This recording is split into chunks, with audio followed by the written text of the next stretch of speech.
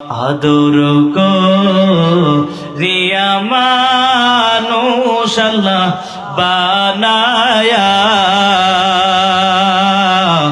কেমনে দিবা জাহান্নামে ফালাইয়া। জাহান্নামের আগুন থেকে বাঁচতে চান তো ইনশাআল্লাহ? কে কে বাঁচতে চান হাতটা তোলেন। আমি আপনাদের সামনে যতটুকু টাইম কথা বলবো অন্তত পক্ষে আমার সাথে হ্যাঁ বানা একটা বলতে পারবেন তো ইনশাআল্লাহ? আরো জোরে বলেন, পারবেন তো ইনশাআল্লাহ?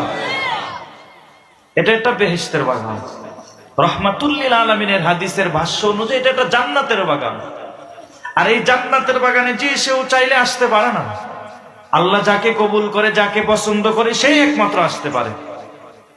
আপনি দেখেন আমার মতো এবং আপনার মতো বহু মানুষ বিভিন্ন জায়গায় আড্ডায় লিপ্ত আছে, কেউ বাড়িতে আছে, কেউ দোকানে আছে, দামি মজলিসে আসতে পারে নাই।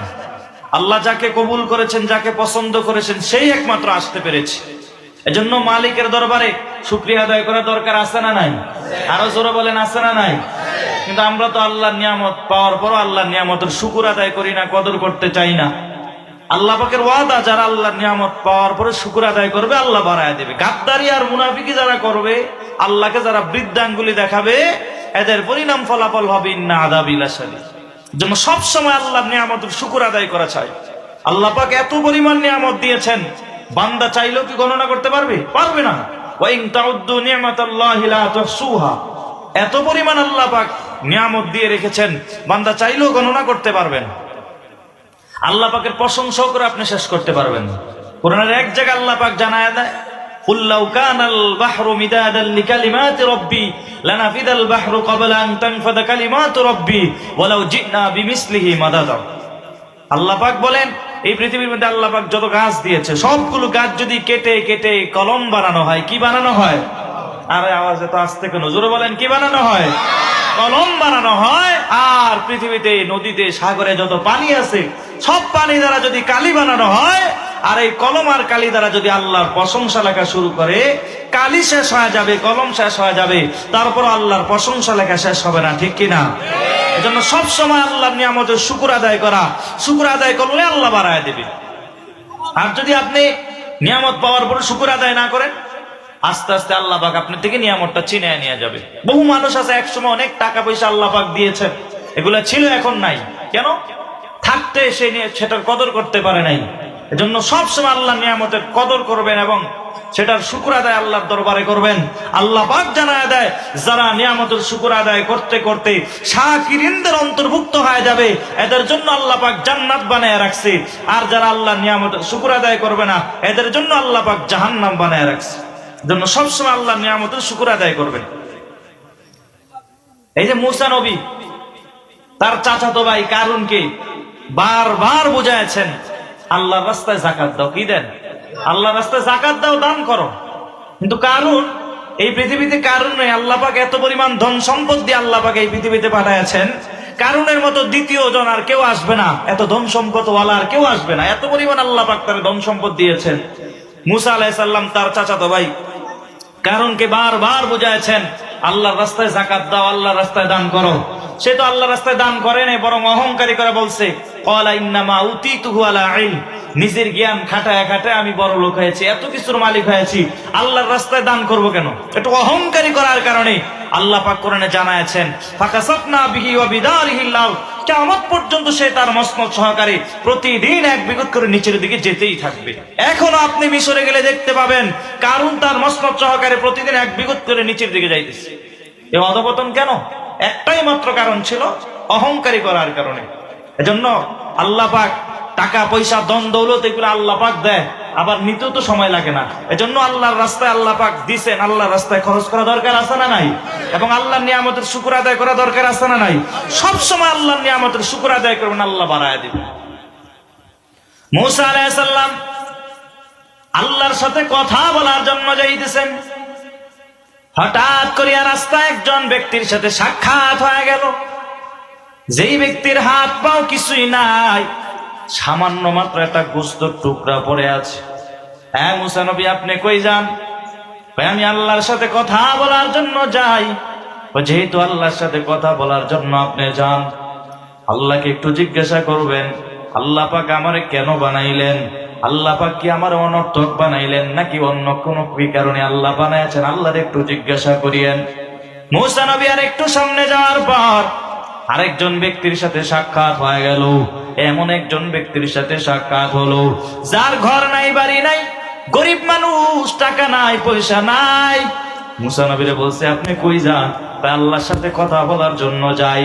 বলে আল্লাহকে একটু জিজ্ঞাসা করবেন কি করলে আমার ধন সম্পদ এগুলো বেড়ে যাবে এবং আমার ঘর বাড়িও বড় লোক হয়ে যাইতে পারবো। মূসা নবী বলছে ঠিক আছে। আরেকটু সামনে যাওয়ার পর আরেকজন ব্যক্তির সাথে সাক্ষাৎ হয়ে গেল। এমন একজন ব্যক্তির সাথে সাক্ষাৎ হলো যেই ব্যক্তিকে আল্লাহ পাক এত পরিমাণ ধন সম্পদ আল্লাহ পাক দিয়েছেন, আল্লাহ পাকের নাম নেওয়ার টাইমটাও তার সুযোগ হয় না। মূসা নবী গো আপনি কই যান? কয় আল্লাহর সাথে কথা বলার জন্য যাই, আল্লাহকে একটু জিজ্ঞাসা করবেন কি করলে আমার নিয়ামতগুলো কমে যাবে এবং আল্লাহ তাআলার নাম নেওয়ার সুযোগ হয়ে যাবে।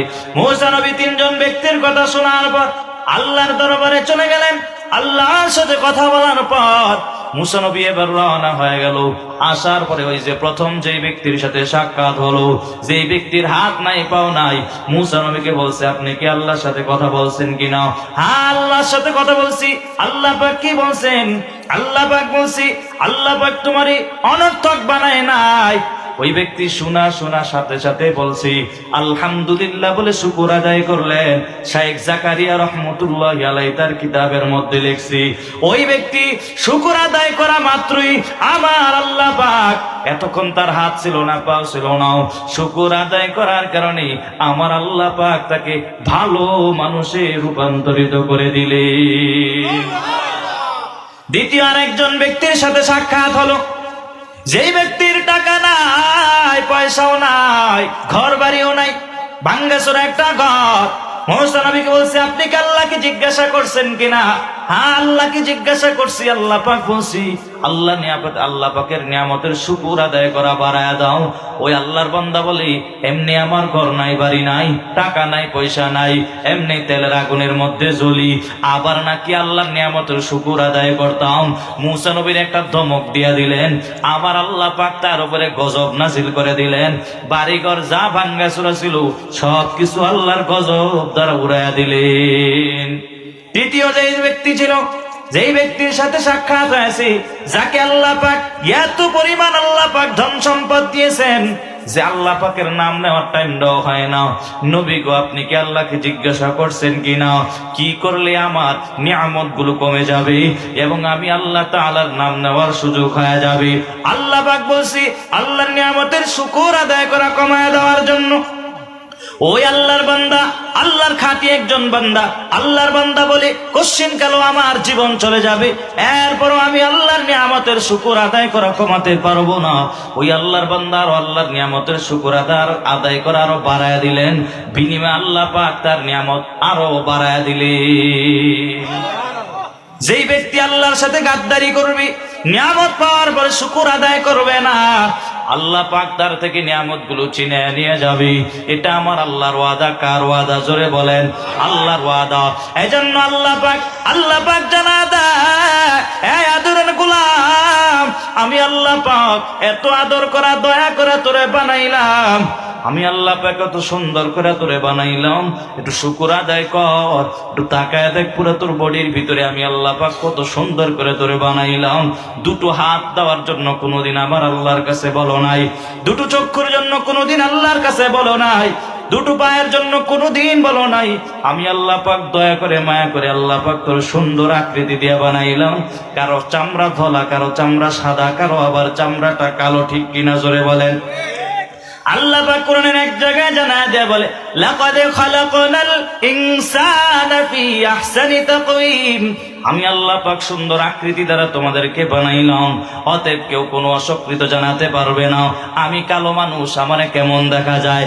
আল্লাহ পাক জানায় দেয় তোমাকে কালো বানানো, এটা আমি আল্লাহর কাছে ভালো লাগছি, এইভাবে আমার কাছে তোমারে ভালো লাগছে, এই কারণে আমি আল্লাহ পাক তোমারে কালো বানাইলাম, এই কারণে আমি আল্লাহ পাক তোমারে সাদা বানাইলাম।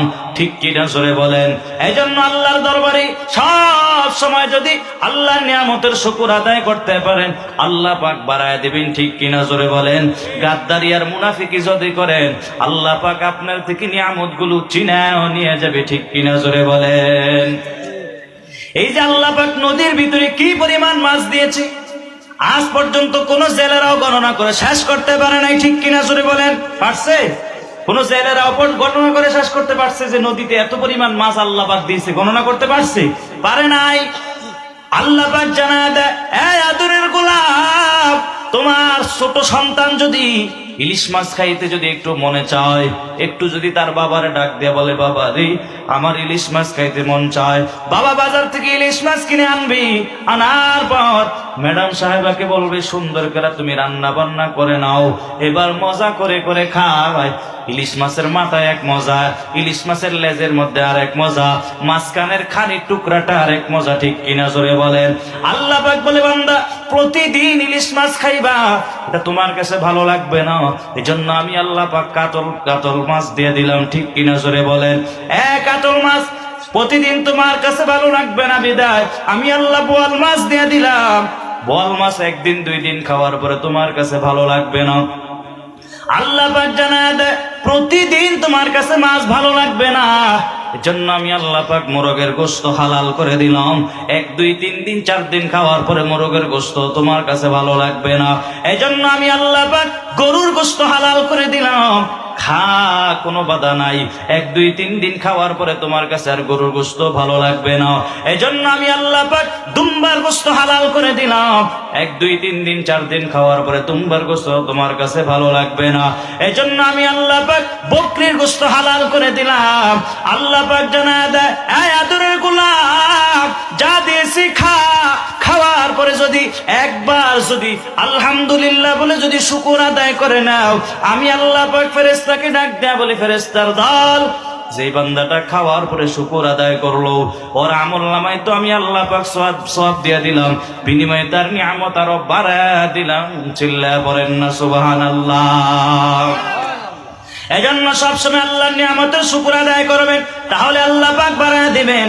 এক বছর আপনার ধান খেতে ধান কম হয়েছে, শুকর আদায় করে সামনে আগায় যান, আর এক বছর আল্লাহ পাক দিয়ে দিবে। ঠিক কিনা জোরে বলেন? যদি কত মানুষের ফসল খারাপ হওয়ার পরে যদি আল্লাহরে গালি দেয়, ওই আল্লাহর বান্দা প্রকৃত মুমিন হতে পারে না। ঠিক কিনা জোরে বলেন? আমি আপনাদের সামনে একটা সূরা থেকে কিছু আয়াতে কারিমা পড়েছি, রাহমাতুল লিল আলামিনের অগণিত হাদিস থেকে একটা হাদিসের অংশ বিশেষ পড়েছি। আমি যেই সূরাটা পড়েছি, এই সূরার নাম হলো সূরাতুল জিলজাল। কি জাল? আওয়াজ করেন, কি জাল? জিলজাল। আমি এই সূরাটা আপনার সামনে পড়লাম, আপনাদের সামনে পড়লাম। এই সূরাটা আল্লাহ পাক কেন অবতীর্ণ করলেন? আল্লাহ পাক জানায় দেয়া বলে, এই যে কাফের মুশরিক বেদিনের গোষ্ঠীরা রাহমাতুল লিল আলামিনকে বারবার প্রশ্ন করত, নবী গো কিয়ামত কবে সংঘটিত হবে? ইয়াসআলু আইয়ানা ইয়াউমুল কিয়ামা, নবী গো কিয়ামত কবে সংঘটিত হবে? আমার মায়ার নবী বলতে পারেন নাই।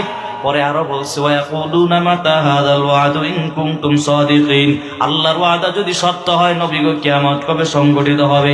আমার আল্লাহ পাক নবীকে ডাক দেয়া বলে, নবী জানায় দেন, ইদা জুলজিলাতিল আরদু জিলজালাহা, জমিনের মধ্যে যখন চূড়ান্ত পর্যায়ে একটা ঝাঁকানি আল্লাহ পাক দিয়ে দিবি, দুনিয়া ধ্বংস হয়ে যাবে, আসমান ধ্বংস হয়ে যাবে, পাহাড় পর্বত সব কিছু ধ্বংস হয়ে যাবে, এরপরে কিয়ামত সংঘটিত হয়ে যাবে। এই সূরাটার নাম হলো সূরাতুল জিলজাল। আবার এই সূরাটার নাম হলো সূরাতুল জালজালা, মানে ভূমিকম্পের সূরা। আবার এই সূরাটাকে সূরাতুল জামিয়া বলা হয়। সূরাতুল জামিয়া কেন বলা হয়? আল্লাহর নবী আবু দাউদ শরীফের 1399 নম্বর হাদিস, আল্লাহর নবীর একজন সাহাবী নবীর দরওয়াজায় এসে বলে, নবী গো, আমার এমন কিছু সূরা শিখায়া দেন যেগুলো আমার জন্য সহজ হয়ে যাবে।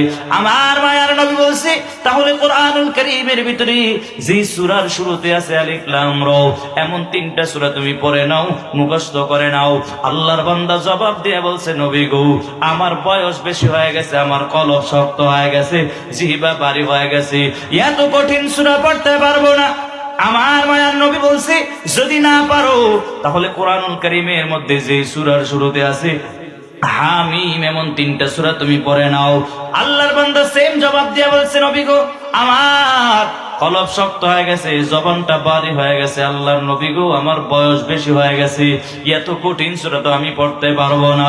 আমার মায়ার নবী বলছে, তাহলে কোরআনুল কারীমে যেই সূরার শুরুতে আছে সাব্বাহা লিল্লাহি মা ফিস সামাওয়াতি ওয়াল আরদ, ইউসাব্বিহু লিল্লাহি মা ফিস সামাওয়াতি ওয়াল আরদ, যেই সূরার শুরুতে আল্লাহর তাসবিহ বর্ণনা করা হয়েছে, আল্লাহর পবিত্রতা বর্ণনা করা হয়েছে, এমন 3টা সূরা তুমি পড়ে নাও, মুখস্থ করে নাও।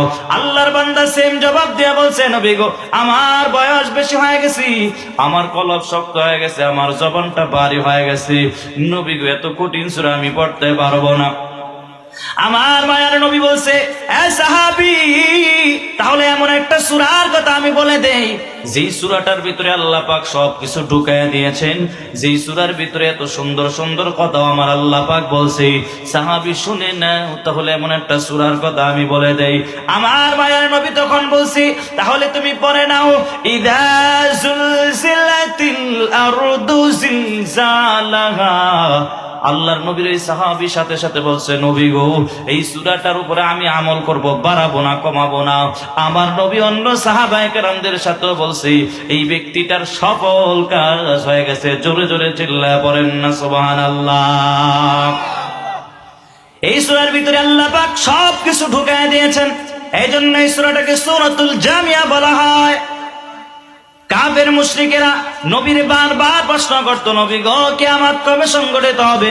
আমার নবী আল্লাহ পাক নবীর মাধ্যমে জানায় দিলেন, এই জমিনের মধ্যে চূড়ান্ত পর্যায়ের একটা জাকানি আল্লাহ পাক যখন দিয়া দিবে, আসবাব ধ্বংস হয়ে যাবে, পাহাড় পর্বত সবকিছু ধ্বংস হয়ে যাবে, এরপরে কিয়ামত সংঘটিত হয়ে যাবে। এখনো মাঝে মাঝে ভূমিকম্প হয়নি? মাঝে মাঝে ভূমিকম্প হয়। আল্লাহ পাক বলে, রে আদরের গোলাম, আমি আল্লাহ পাক মাঝে মাঝে ভূমিকম্প দেই। কেন দেই? এলাকায় সমাজে এত পরিমাণ অশ্লীলতা, এত পরিমাণ বেহায়াপনা, এত পরিমাণ গুনাহ বেড়ে গেছে, এত পরিমাণ সুদের কাজ কারবার বেড়ে গেছে, এত পরিমাণ মিথ্যা কথা বেড়ে গেছে, এত পরিমাণ সমালোচনা, এত পরিমাণ গীবত বেড়ে গেছে। এই কারণে আল্লাহ পাক মাঝে মাঝে ভূমিকম্প দিয়ে সতর্কতা বানিয়ে দেয়। এই আদরের বান্দা, একটু সতর্কতা বানিয়ে দিয়ে দিলাম, একটু সোজা হয় আমার দরওয়াজায় আয়। আমার দরওয়াজায় আইসা যদি একবার আল্লাহ বলে ডাক দাও, আমি আল্লাহ পাক জানায় দেই, এই আদরের গোলাম, কি লাগবে বলো, কি লাগবে বলো, ঠিক কিনা জোরে বলেন। আল্লাহ পাক ভিন্ন এক আয়াতের মধ্যে আল্লাহ পাক জানায় দেয়া বলি, ওয়ালানাবলুওয়ান্নাকুম বিশাইইম মিনাল খাউফি ওয়াল জু'i ওয়া নাকসিম মিনাল আমওয়াল। আল্লাহ পাক জানায় দেয়া বলে, এ দুনিয়ার মানুষ, আমি আল্লাহ পাক তোমাদের থেকে পরীক্ষা নিব। তবে পরীক্ষা নিবেন আল্লাহ পাক কিসের মাধ্যমে পরীক্ষা নিবেন? আল্লাহ পাক এই আয়াতের মাধ্যমে কিছু মাধ্যম তুলে ধরেছেন। 1 নম্বরে আল্লাহ পাক বলছেন, আমি আল্লাহ পাক ভয় দেখাইয়া পরীক্ষা নিব। কি দিয়া পরীক্ষা নিবেন আল্লাহ পাক? জোরে বলেন, কি দিয়া? ভয় দেখাই আল্লাহ পাক পরীক্ষা নিবে। আল্লাহ পাক বলে, এই কারণে মাঝে মাঝে আমি ভূমিকম্প দেই, এই কারণে মাঝে মাঝে ঝড় তুফান দিয়া দেই, ভয় পাইয়া যেন আমার বান্দা আমার দরওয়াজায় আসে। কিন্তু মানুষেরা আল্লাহর দরবারে নাই, সামান্য দরবারে যায় কি যায় না, জোরে বলেন। আল্লাহ পাক জানায় দেয়, আমি আল্লাহ পাক ভয় দেখায় দেখায় পরীক্ষা করব। এরপরে আল্লাহ পাক জানায় দেয়, আমি আল্লাহ পাক ক্ষুধা দিয়া পরীক্ষা করব। ক্ষুধার যন্ত্রণায় পইরা আমার বান্দা কি আমারে গালি দেয় নাকি আমার দরওয়াজায় আসে, ঠিক কিনা জোরে বলেন। কত বান্দারা ক্ষুধার যন্ত্রণায় পইরা আল্লাহরে পর্যন্ত গালি দেওয়া দেরি করে না। সমাজে এমন লোক আছে না নাই? কি দুঃখ, কি দুঃখ গো। আল্লাহ পাক জানায় দেয়, আমি আল্লাহ পাক মানুষকে ক্ষুধা দিয়া দিয়ে আল্লাহ পাক পরীক্ষা করবেন। কিন্তু ক্ষুধার যন্ত্রণায় পরে আল্লাহ পাক দেখবি আমার আদরের বান্দারা সুদে টাকা কাজ কারবার করে কিনা, কিস্তিতে টাকা উঠায় কিনা, আমার এই আদরের বান্দারা লোনে টাকা উঠায় কিনা, ঠিক কিনা জোরে বলেন। কিন্তু বাংলাদেশে যত জায়গায় বাইরে গেলাম সব জায়গায় কি হালত, কি পরিমাণ সুদের কাজ কারবার বেড়ে গেছে। পারছে না কমছে? আপনাদের এলাকায় মনে হয় নাই, আপনাদের এলাকার মানুষ অনেক ভালো। বাংলাদেশের যত জায়গায় গেলাম সব জায়গায় একই হালত। এলাকার একজন ভাই যদি একটু বিপদে পড়ে যায়, ভাইজান পাশের বাড়ি গিয়ে যদি বলে ভাইজান একটু বিপদে পড়ে গেছি 10,000 টাকা আমার হাওলাত দাও, আল্লাহর বান্দা বলবে নাই। যদি বলা হয় 20,000-এর বিনিময়ে 22,000 দেওয়া হবে, আল্লাহর বান্দা সাথে সাথে জবাব দিয়ে বলবে তোর চাচির কাছে কিছু টাকা রাখা আছে, ঠিক কিনা জোরে বলেন।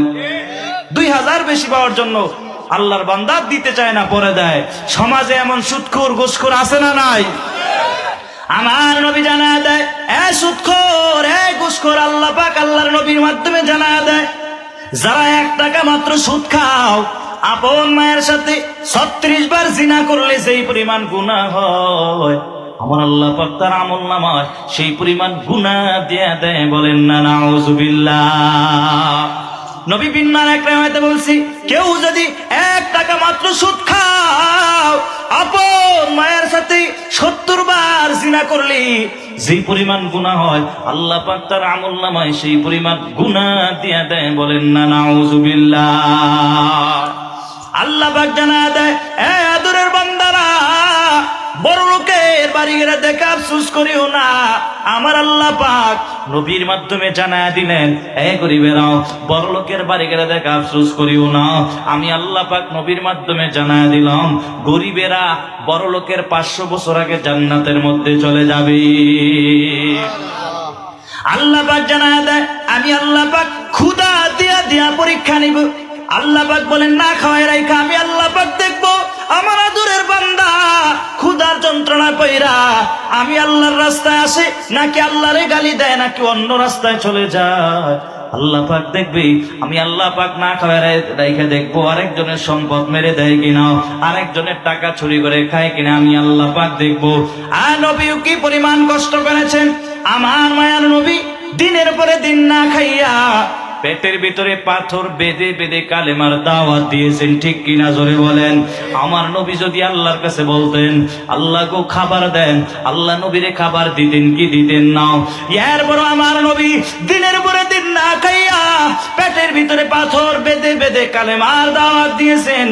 আমার নবী একদিন কালেমার দাওয়াত দেওয়ার পর হঠাৎ করিয়া তার মাথার মধ্যে চিন্তায় আসলো অনেক দিন হলো হাসান আর হোসেনকে নবী দেখে নাও, আজকে একটু হাসান আর হোসেনকে নবী একটু দেখার জন্য যাবে। আমার নবী মেয়ের ফাতেমার বাড়ি যাবি, অনেকদিন হয়েছে নাতি হাসান আর হোসেনকে দেখে নাও।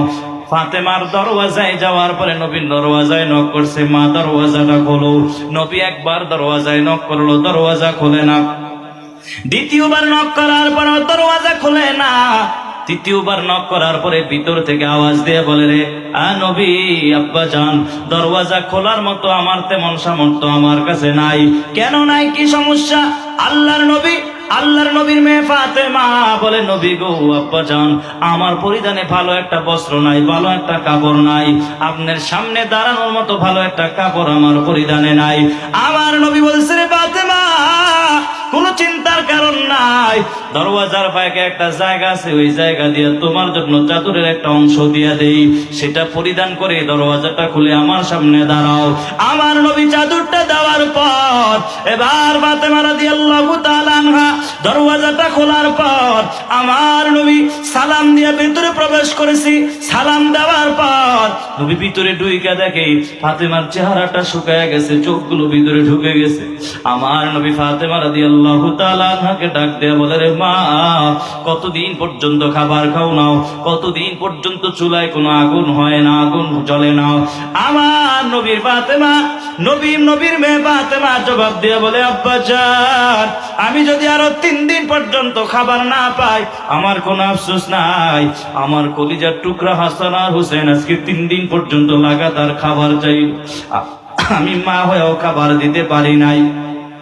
দুনিয়ার দিকে তাকায় দেখেন কোন মায়ের কাছে কোন সন্তান যদি লাগাতার 3 দিন পর্যন্ত যদি খাবার চায়, মা খাবার দাও, মা খাবার দাও, ওই মা যদি সন্তানরে খাবার না দিতে পারে, ওই মার কলিজায় কষ্ট লাগবে কি লাগবে না?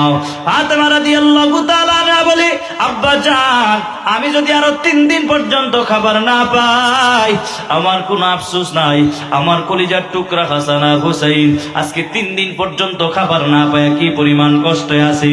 এখন চুলার ভিতরে পানি বসা আছে, হাসান আর হুসাইন মনে করছে মনে হয় রান্না বসানো হয়েছে, কিন্তু ঘরে তো কিছু নাই। আনন্দ করতে করতে দুনো ভাই ঘুমায় গেছে।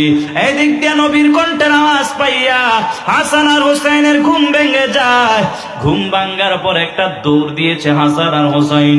নবীর এক পাশে দাঁড়ালো হাসান, আর এক পাশে দাঁড়ালো হুসাইন। নবীর গলা জড়ায় কান্না করে, নবী গো, এতদিন পরে আপনি কোথায় থেকে আসলেন? নবী, আজকে আপনার কাছে একটা বিচার দিতে চাই, নবী গো, আপনি বিচারটা করে দিতে পারবেন কিনা? আমার নবী বলে, রে হাসান ও হুসাইন, এমন কি দুই ভাই ভাই কি এমন কি দ্বন্দ্ব করেছো? হাসান আর হুসাইন বলে, নবী গো, আজকে দুনো ভাই ভাইয়ের কোনো দ্বন্দ্ব নয়, আজকে এমন একটা বিচার আপনার কাছে দিতে চাই, নবী আগে আপনি বলেন সেই বিচারটা আপনি করে দিতে পারবেন কিনা? আমার নবী ডাক দিয়ে বলে, রে হাসান ও হুসাইন, আমি একজন শ্রেষ্ঠ নবী, ইনসাফগার নবী, রাহমাতুল লিল আলামিন, আমি মেয়ে দেখবো না, নাতি দেখবো না, সঠিক বিচারটা করে দিব। রে নাতি, বল কি বিচার দিতে চাও? হাসান আর হুসাইন বলি, আমরা বাদী হইয়া আসামির ব্যাপারে আসামির বাবার কাছে বিচার দিতে চাই।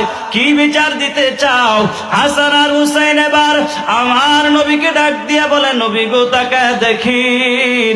আবার হাসান আর হুসাইন তাদের পেট থেকে কাপড়টা সরায় বলে, নবী গো, একটু তাকায় দেখেন, আজকে 3 দিন পর্যন্ত খাবার না পাওয়ার কারণে আমাদের পেটটাও ভিতরে ঢুকে গেছি। মায়ের কাছে খাবার চাইলাম, 3 দিন পর্যন্ত খাবার চাইলাম, আজকে মা আমাদেরকে খাবার দেয় না। আমার নবী জবাব দিয়ে বলে, রে হাসান ও হুসাইন, এই বিচার আমি করতে পারবো না। এবার হাসান আর হুসাইন কয়ে বলতেছি, নবী গো, আপনার মেয়ে হওয়ার কারণে আপনি বিচার করতে পারবেন না। আমার নবী চোখে পানি পালা বলে, রে হাসান ও হুসাইন, এই বিচার আমি কেন করতে পারবো না? রে নাতি, তাকা দেখ, তাকা দেখ। আমার নবী এবার নিজের পাট থেকে কাপড়টা সরায় বলে, হাসান আর হুসাইন, তাকায় দেখ, আমি নবী আজকে 7 দিন পর্যন্ত খাবার না পাইয়া পেটের ভিতরে 7টা পাথর বাঁধে এখানে আসছি। যেই ব্যক্তি 7 দিন খাবার পায় না, ওই ব্যক্তি 3 দিনের বিচার কেমনে করবে? আমার নবীও কান্না করি, হাসান আর হুসাইন কান্না করি, নবীর মেয়ে ফাতেমা রাদিয়াল্লাহু তাআলা আনহাও কান্না করে। দেখেন বাবা, নবীর পরিবাররা কি পরিমাণ কষ্ট করেছি। আজ আল্লাহ পাক জানায়, আমি আল্লাহ পাক গরিব বানাও পরীক্ষা নেই, আমি আল্লাহ পাক ধনী বানাও পরীক্ষা নেই, আমি আল্লাহ পাক না খাওয়ায় রাখাও আল্লাহ পাক পরীক্ষা নেয়।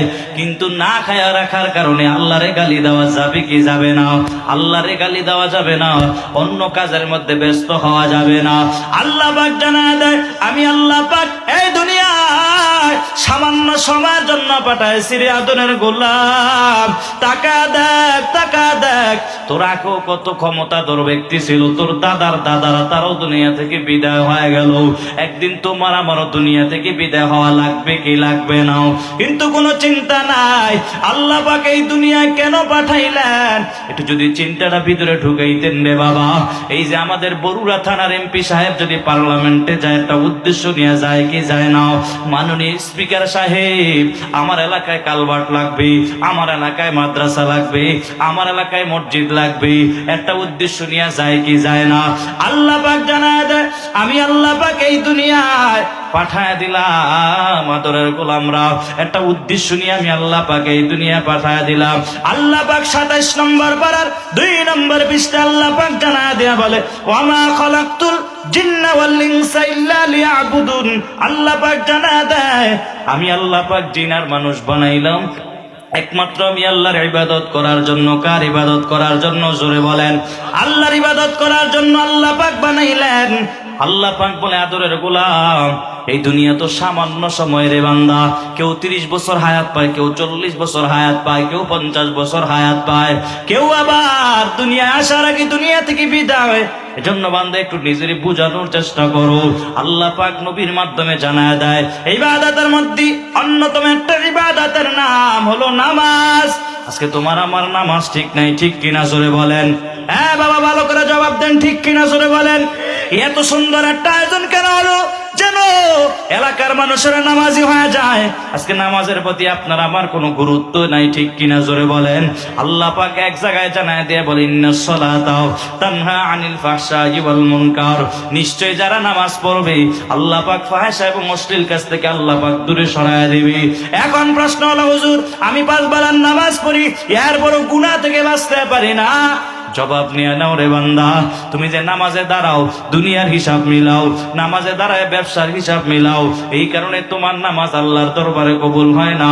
নামাজের ভিতরে কোনো খুশু নাই, এই কারণে তোমার নামাজ আল্লাহর দরবারে কবুল হয় না। আর যার নামাজ আল্লাহর দরবারে কবুল হবে না, ওই আল্লাহর বান্দা গুনাহ থেকেও বাঁচতে পারবে না, ঠিক কিনা? আর যার নামাজ আল্লাহর দরবারে কবুল হয়ে যাবে, আল্লাহ পাক অটোমেটিক তার গুনাহ থেকে আল্লাহ পাক বাঁচায় দিবেন। জন্য বান্দা নামাজের প্রতি একটু যত্নবান হয়ে যাও।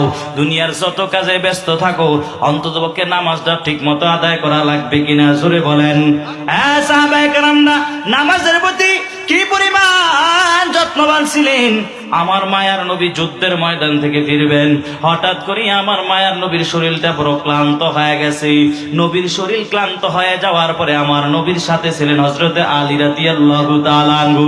নবী আলীকে ডাক দিয়ে বলে, সে আলী, আমার শরীরটা বড় ক্লান্ত হয়ে গেছে, তো বিশ্রাম করার প্রয়োজন আছে রে আলী। আলী রাদিয়াল্লাহু তাআলা আনহু বলছে, নবী গো, সামনে একটা বড় গাছ দেখা যায়, ওই গাছের নিচে আমি বসবো, আমার রানটা বিছায়া দিব, আপনি নবী আমার রানের উপর একটু মাথা দিয়ে একটু বিশ্রাম করবেন। টাইম ছিল দুপুরের টাইম, নবীও নাস্তা খাইলেন।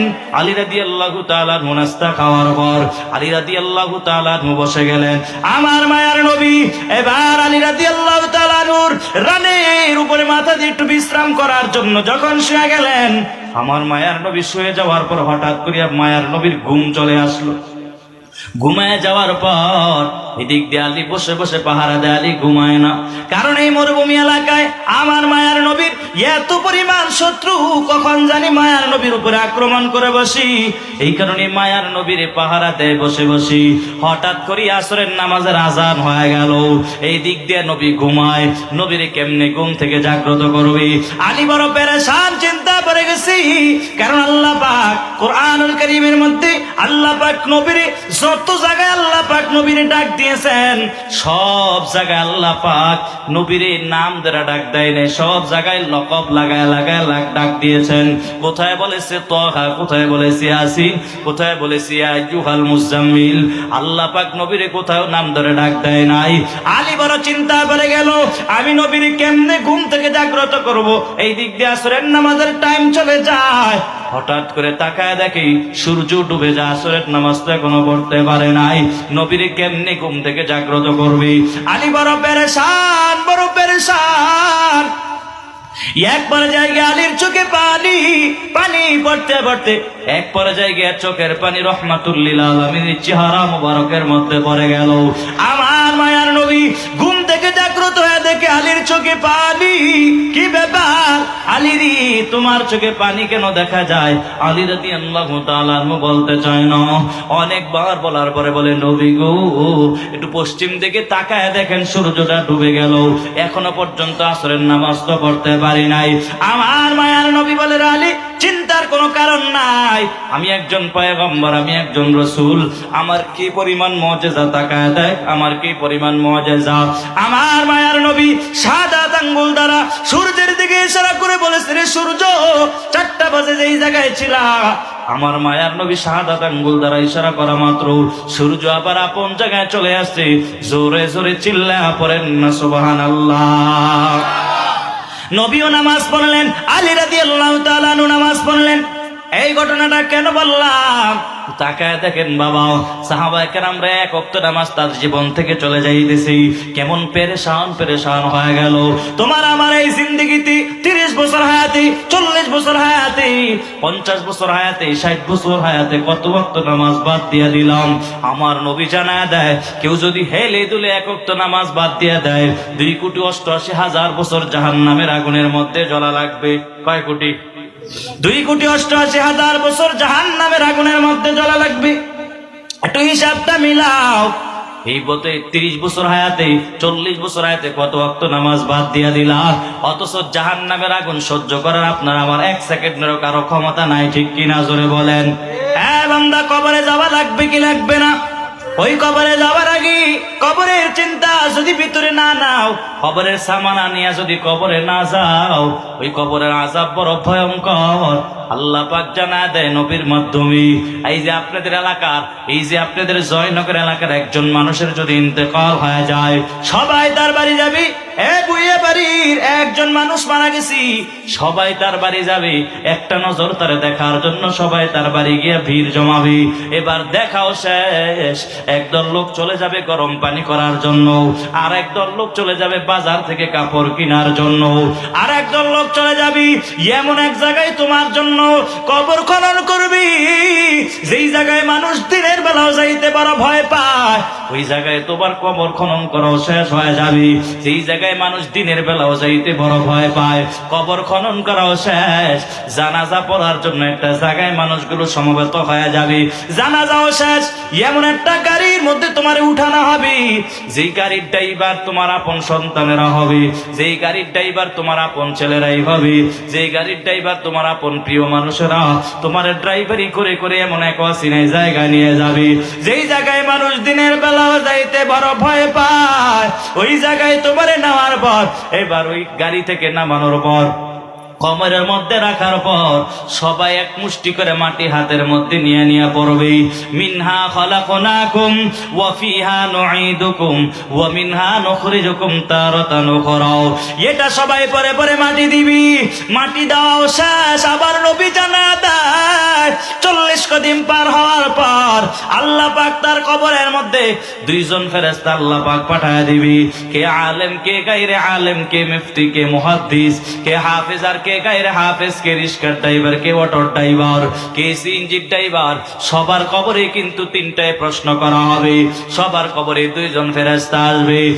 রবের পরিচয় দাও, ধর্মের পরিচয় দাও, রহমাতুল লিল আলামিনের পরিচয় দাও। যারা দুনিয়ায় ঠিক মতো নামাজ পড়েছি, ঠিক মতো আল্লাহর গোলামি করেছি, আল্লাহর ইবাদত যারা ঠিক মতো করেছে, নেক আমল যারা ঠিক মতো করবি, এরও 3টা প্রশ্ন করা হবে। রবের পরিচয় দাও, ধর্মের পরিচয় দাও, রহমাতুল লিল আলামিনের পরিচয় দাও। ওই আল্লাহর বান্দা কি প্রশ্ন করা মাত্রই আল্লাহর বান্দা জবাব দিয়ে ফেলবি। আল্লাহর বান্দা জবাব দেওয়া মাত্র আল্লাহ পাক ফেরেশতাকে বলবি, হে ফেরেশতা, তার কবরের একটা রাস্তা জান্নাতের সাথে লাগায় দাও। জান্নাতের সাথে লাগায় দেওয়ার পর ওই বান্দার আর কোনো কষ্ট হবে না, এটা ঘুম দিয়ে দিবি। যেদিন কিয়ামত সংগঠিত হয়ে যাবে, আল্লাহর বান্দারে ঘুম থেকে জাগ্রত করা হবে। আল্লাহর বান্দা বলবি, কেন তোমরা আমারে ঘুম থেকে জাগ্রত করছো? এত আরামের ঘুম তো জীবনেও ঘুমাই নাই। ওই আল্লাহর বান্দার কোনো কষ্টই হবে না, ঠিক কিনা জোরে বলেন? আর যেই বান্দা দুনিয়ায় ঠিক মতো নামাজ পড়ে নাই, আল্লাহর গোলামিও করে নাই, শুধু অবাধ্য আর অবাধ্য, শুধু মিথ্যা, শুধু গুনাহ আর গুনাহ, আরেকজনের ব্যাপারে শুধু সমালোচনা আর গীবত করে, সমাজে এমন লোক আছে না নাই? ওই আল্লাহর বান্দারও 3টা প্রশ্ন করা হবে। রবের পরিচয় দাও, ধর্মের পরিচয় দাও, রহমাতুল লিল আলামিনের পরিচয় দাও। আল্লাহর বান্দারে 3টা প্রশ্ন করা মাত্র আল্লাহর বান্দা প্রত্যেকটা প্রশ্নের জবাবে বলবি, লা আদিরি, লা আদিরি, লা আদিরি। আল্লাহ পাক ফেরেশতাকে ডাক দেয়া বলে, রে ফেরেশতা, যেই বান্দা সুন্দর মতো ঠিক মতো প্রশ্নের জবাব দিতে পারে নাই, এর কবরের একটা রাস্তা জাহান্নামের সাথে লাগা দাও। জাহান্নামের সাথে লাগা দেওয়ার পর ওই বান্দার কবরের হালত বড় ভয়ঙ্কর হয়ে যাবে। তার কবরে সাপ চলে আসবি, বিচ্ছু পর্যন্ত চলে আসবি। 1টা 2টা সাপ নয় রে বাবা, 70 থেকে 99টা সাপ তার কবরের মধ্যে চলে আসবে। এক একটা সাপের এত পরিমাণ বিষ হবে রে, একটা সাপ যদি দুনিয়া একটু নিঃশ্বাস ফেলে রে, দুনিয়ার দামি দামি সব ফল নষ্ট হয়ে যাবে। এরপরে তার কবরে আরো ধরনের ভয়ঙ্কর আযাব আমার নবী জানা দেয়। কবরের দুই পাশের মাটির চাপ, পাঁজরের হাড্ডিগুলো ভেঙে চুরমার হয়ে যাবে। ওই আল্লাহর বান্দার শুধু কষ্ট আর কষ্ট। এটা তো শুধুমাত্র কবরের হালত। ওই জাহান্নামে আল্লাহ পাক যখন তোমারে ফালায় দিবে, আর হাসরের ময়দানে আমার আল্লাহ পাক যখন উত্তোলন করবে, ওই হাসরের ময়দান তো আরো ভয়ঙ্কর। দুনিয়ার দিকে কত ভাই ভাইয়ের পরিচয়, সন্তান বাবার পরিচয় দেয়। ওই হাসরের ময়দানটা এত পরিমাণ ভয়ঙ্কর হবে রে, সন্তান বাবার পরিচয় দিবে না, বাবা সন্তানের পরিচয় দিবে না, কেউ কারো পরিচয় দিবে না, বন্ধু বান্ধবেরা কেউ কারো পরিচয় দিবে না। ওই হাসরের ময়দান বড় ভয়ঙ্কর হয়ে যাবে। ওই হাসরের ময়দানে স্বামী তার স্ত্রী থেকে পালায়ন করবি। কেন পালায়, কেন পালায়? বলে একটা নেক যদি দেওয়া লাগে, এই কারণে সে পালায়ন করা শুরু করে দেয়। আল্লাহ পাক নবীর মাধ্যমে জানা দেয় ওই হাসরের ময়দান বড় ভয়ঙ্কর, বড় ভয়ঙ্কর। আল্লাহ পাক যখন প্রথম পর্যায়ের একটা ধমক দিয়া বলবে, ওয়ামতাজুল ইয়াউমা আইয়ুহাল মুজরিমুন, তোমরা যারা পাপিষ্ঠ, যারা তোমরা গুনাহ করেছো, আল্লাহর অবাধ্য করেছো, তোমরা নেককারদের থেকে আলাদা হয়ে যাও, আলাদা হয়ে যাও। কিন্তু গুনাহগাররা নেককারদের থেকে আলাদা হতে চাইবে না। আল্লাহ পাক জানা দেয় ওই দিন আমি নিজ কুদরতি হাত দ্বারা গুনাহগার বান্দারে আলাদা করে ফেলবো। কি পরিমাণ ভয়ঙ্কর অবস্থা!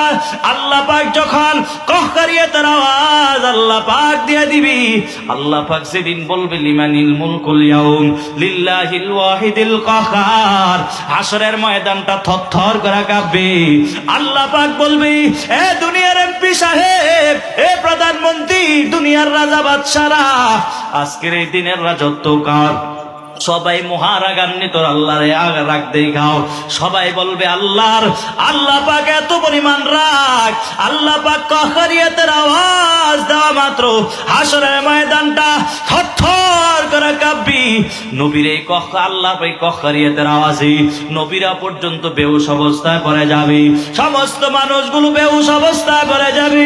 আপনার আমার নবী রাহমাতুল লিল আলামিন ৭০,০০০ বছর পর হুশে আইসা আল্লাহর কাছে বলবে, আল্লাহ আমার একটা উম্মত যেন জাহান্নামে না যায়, আল্লাহ আমার একটা উম্মত যেন জাহান্নামে না যায়।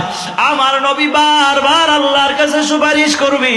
আল্লাহ পাক যখন বলবি, এই কহকারিয়াতের আওয়াজ দেওয়া মাত্র নবীরাও পর্যন্ত তাদের ব্যাপারে নাফসি নাফসি বলে কাঁদবি। আদম নবী তার উম্মতের কথা ভুলে গিয়া আল্লাহর কাছে বলবে, আল্লাহ বাঁচাও, আল্লাহ বাঁচাও। ঈসা নবী তার উম্মতের কথা ভুলে গিয়ে আল্লাহর কাছে বলবে, আল্লাহ বাঁচাও। মূসা নবী তার উম্মতের কথা ভুলে গিয়া আল্লাহর কাছে বারবার বলবে, আল্লাহ বাঁচাও, আল্লাহ বাঁচাও। নবীরা পর্যন্ত নাফসি নাফসি বলে কাঁদবি। আম্মা জান আয়েশা রাদিয়াল্লাহু তাআলা আনহা বলে, নবী তখন আপনি কি করবেন? আমার নবী জবাব দিয়ে বলে, আয়েশাও, তখন আমি মাকামে মাহমুদের মধ্যে ঢুকিয়া একটা সেজদা দিয়া আমার উম্মতের জন্য কান্না করব আর বলবো, আল্লাহ আমার একটা উম্মত যেন জাহান্নামে না যায়, আমার একটা উম্মত যেন জাহান্নামে না যায়। আমার নবী বারবার আল্লাহর কাছে আবদার জানাবি। আল্লাহ পাক নবীর একটা সান্ত্বনার বাণী শোনা দিয়া বলবে, ওয়ালা সাউফা ইউতিকা রাব্বুকা ফাতারদা। ও নবী, আপনার দুনিয়ার ভিতরে কম কাদান কাদাই নাই, আজকে আর আপনারে কাঁদাবো না। নবী আপনার আজকে এত পরিমাণ দিব, আপনি সন্তুষ্ট হয়ে যাবেন। এই দিক দিয়া জাহান্নাম বলবি, হাল মিম মাজিদ, আমার পেটে বড় ক্ষুধা। আল্লাহ কি বলবে, আল্লাহ বেনামাজি গুলো আমার পেটে দিয়া দেন। আল্লাহ পাক বলবে, জাহান্নাম একটু থাম, বিচার কার্যটা শেষ করে নেই। জাহান্নাম থামতে চায় না, এত দ্রুত জাহান্নামীদের দিকে আসবি। এই দিক দিয়ে আমার মায়ার নবী বারবার বলবে, আল্লাহ জাহান্নামকে ফিরান, জাহান্নামকে ফিরান। এক পর্যায়ে গিয়ে আমার নবীর কথা আল্লাহ পাক শুনে আল্লাহ পাক কবুল করবেন। আল্লাহ পাক বলবে, রে ফেরেশতা, জাহান্নামকে টেনে ধর, টেনে ধর, শিকল লাগায় টেনে ধর, টেনে ধর। 70,000 ফেরেশতারা 70,000 শিকল দিয়েও তারপরও জাহান্নামকে টেনে ধরে রাখতে পারবে না। এত দ্রুত জাহান্নামীদের দিকে আসবে।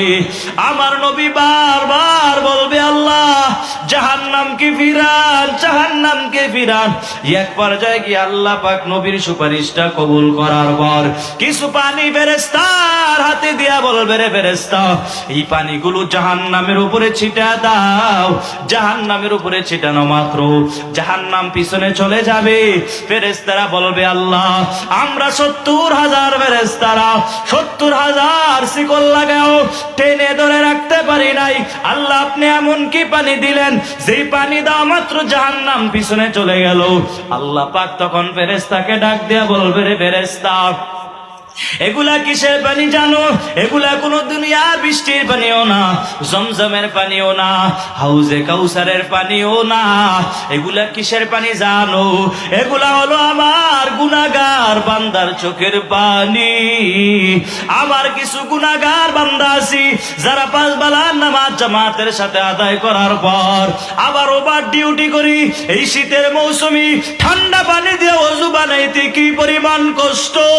আমার কিছু আদরের বান্দা আছে এই শীতের মৌসুমে ঠান্ডা পানি দিয়ে ওযু বানায়া 4 রাকাত তাহাজ্জুদ নামাজ পড়ে পড়ে নামাজের মুসল্লায় বসে বসে আমি আল্লাহর কাছে হাত তুলে বারবার আবদার করে বলছে, ও দয়ার মালিক, জীবনে কত অন্যায় করলাম, জীবনে এত পরিমাণ গুনাহ করলাম।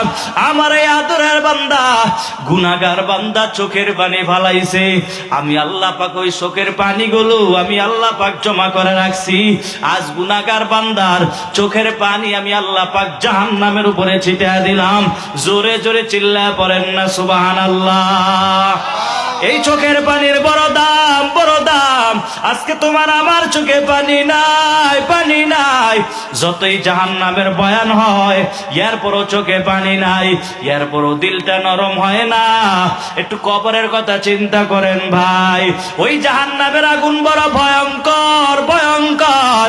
আমার নবী জানা দেয় ওই জাহান্নামের আগুন থেকে যদি বাঁচতে চাও এই চোখের পানির বড় দাম, বড় দাম।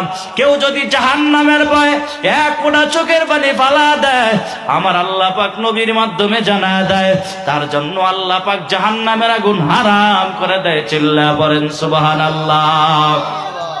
এই চোখের পানির বড় দাম, বড় দাম। আজকে তোমার আমার চোখে পানি নাই।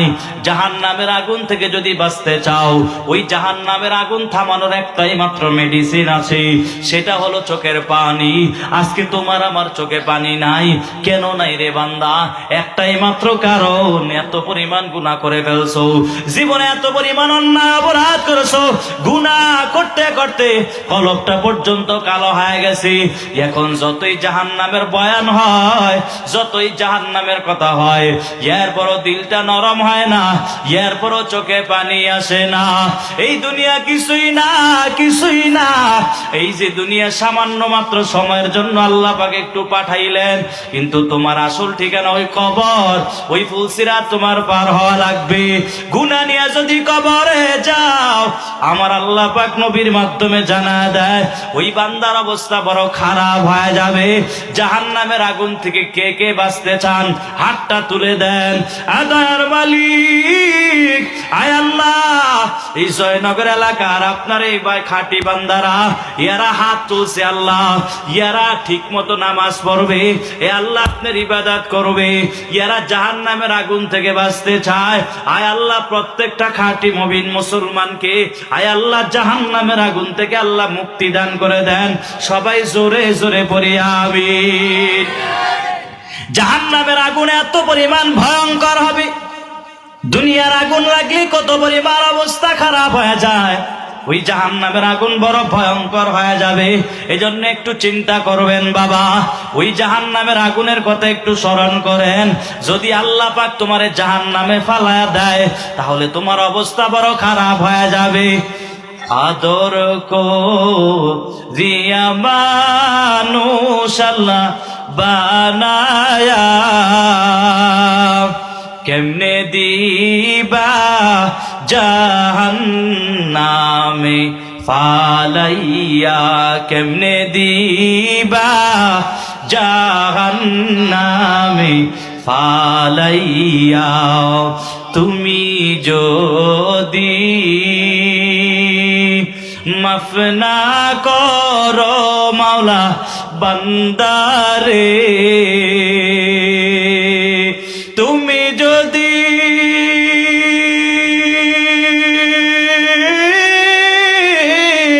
মাফ না করো মাওলা বান্দারে, বলো তোমার বান্দার কি উপায় হবে, বলো তোমার বান্দার কি উপায় হবে। সকল দরজা হইতে মাওলা ফিরিয়া তোমারও দরজায় রইলাম পড়িয়া, তোমারও দরজায় রইলাম পড়িয়া। আদর করিয়া মানুষ আল্লাহ বানায়া, কেমনে দিবা জাহান্নামে ফালাইয়া। জাহান্নামের আগুন থেকে বাঁচতে চান তো ইনশাআল্লাহ?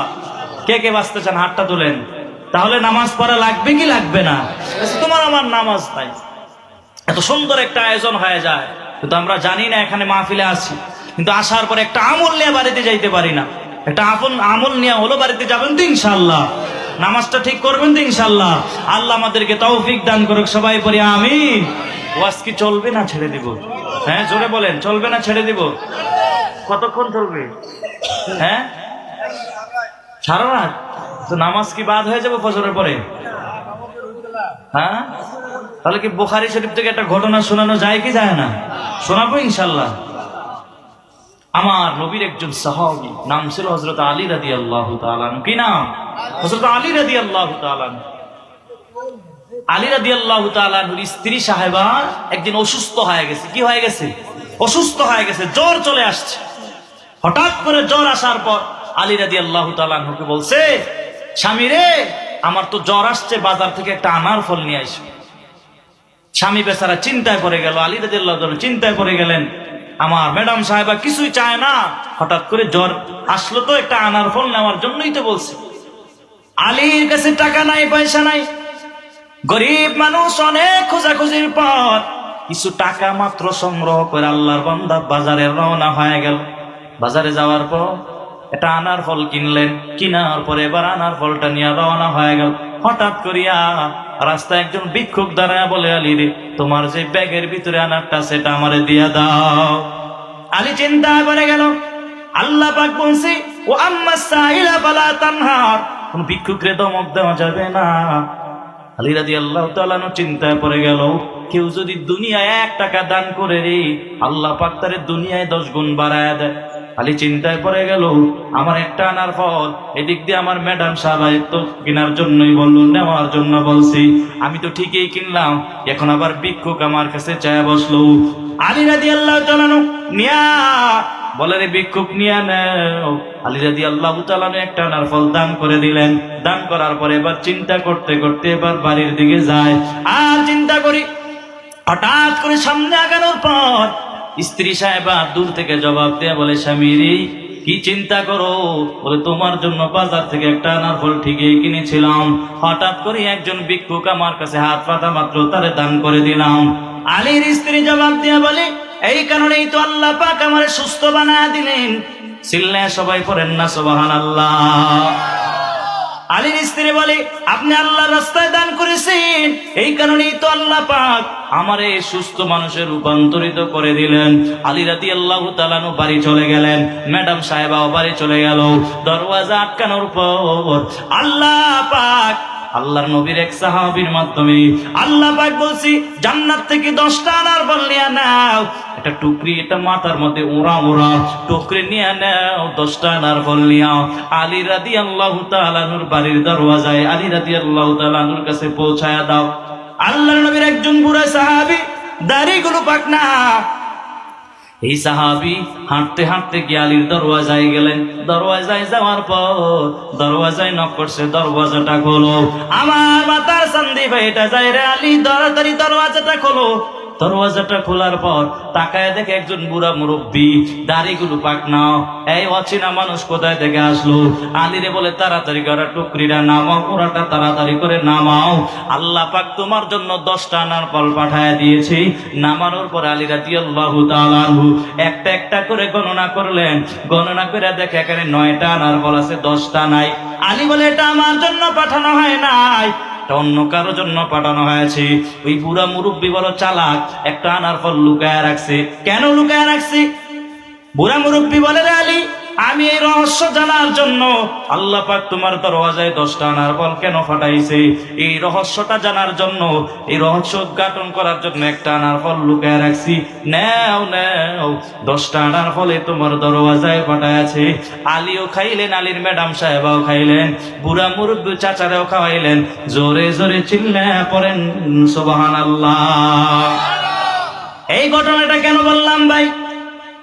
আমার নবীর সাহাবী আল্লাহ পাক নবীর মাধ্যমে জানা দিলেন, কেউ যদি দুনিয়ায় 1 টাকা মাত্র দান করে, আল্লাহ পাক তাকে দুনিয়ায় 10 গুণ বাড়ায় দেয়। কয় গুণ বাড়ায় দেয়?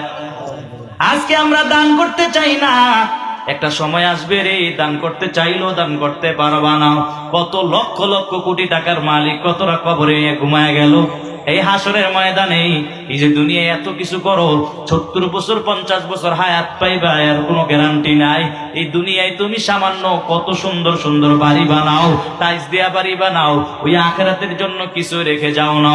এই ময়দানে আমি যদি বলি এখন কার মা নাই, কার বাবা নাই, অনেকে বলবেন হুজুর আমার মা নাই, আমার বাবা নাই।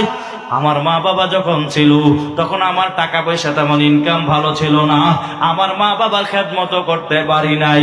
এখন আল্লাহ পাক এত পরিমাণ টাকা পয়সা দিলেন, আমার ফ্রিজের মধ্যে ফলের অভাব নাই, কিন্তু একটা মানুষ নাই রে, আমার মা নাই, আমার বাবা নাই, চাইলো মা বাবার খেদমত করতে পারি না। অনেকে এক সময় গরিব ছিল, এখন টাকা পয়সা আল্লাহ পাক দিল, তোমার মাটাও নাই, তোমার বাবাটাও নাই। কে আসুরি মার জন্য এই ময়দানে? কে আসু হুজুর আমার মা নাই, আমার মারে আমি এত পরিমাণ ভালোবাসি, এত পরিমাণ মোহব্বত করি। কোন